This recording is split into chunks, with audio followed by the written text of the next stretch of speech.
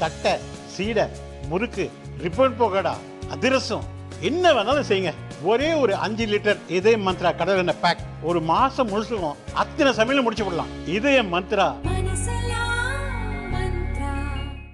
மத்திய வெளியுறவு அமைச்சர் ஜெய்சங்கர் பிரான்ஸ் பயணத்தை முடித்துக்கொண்டு பெல்ஜியம் தலைநகர் பிரசல்ஸ் சென்றார். அங்கு ஐரோப்பிய யூனியன் பார்லிமெண்ட் தலைவர்களை சந்தித்து பேசினார்.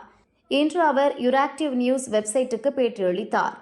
அப்போது அவர் ஆபரேஷன் சிந்தூர் நடவடிக்கை, பாகிஸ்தான் ஆதரவு பயங்கரவாதம் குறித்து கூறியதாவது: உங்களுக்கு ஒன்றை நினைவூட்டுகிறேன். ஒசாமா பின் லேடன் என்ற ஒருவர் இருந்தார்.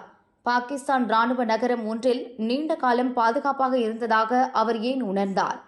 உலகம் ஒன்றை தெளிவாக புரிந்து கொள்ள வேண்டும். இது இந்தியா பாகிஸ்தான் பிரச்சினை மட்டும் இல்லை, பயங்கரவாதம் பற்றியது. அது கடைசியில் ஐரோப்பிய நாடுகளையும் வேட்டையாடும். இந்தியா சுதந்திரம் அடைந்த சில மாதங்களில் காஷ்மீருக்கு படையெடுப்பாளர்களை பாகிஸ்தான் அனுப்பியது. அவை இந்திய எல்லைகளை மீறின. அப்போது மேற்கத்திய நாடுகள் பாகிஸ்தானுக்கு ஆதரவு அளித்தன. அது எங்களுக்கு நீண்டகால குறையாகவே இருக்கிறது என மத்திய அமைச்சர் ஜெய்சங்கர் கூறினார்.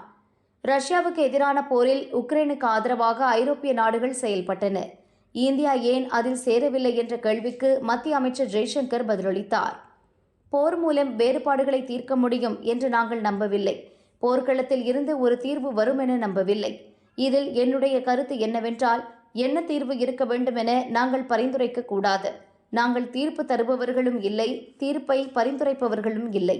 அதே சமயம் உக்ரைன் ரஷ்யா பிரச்சினையில் நாங்கள் தலையிடாமலும் இல்லை.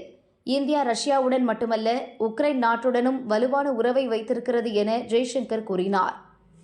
அமெரிக்கா இந்தியா இடையிலான உறவு குறித்த கேள்விக்கு பதிலளித்த ஜெய்சங்கர், இந்திய நலன்களுக்கு உதவும் ஒவ்வொரு நாட்டின் நட்பையும் வளர்ப்பதே எங்கள் நோக்கம். அமெரிக்கா எங்களுக்கு முக்கியமான நாடு. அந்த நாட்டில் யார் அதிபராக இருந்தாலும் அது பற்றி எங்களுக்கு கவலை இல்லை. அந்த நாட்டுடனான உறவு எங்களுக்கு முக்கியம் என கூறினார்.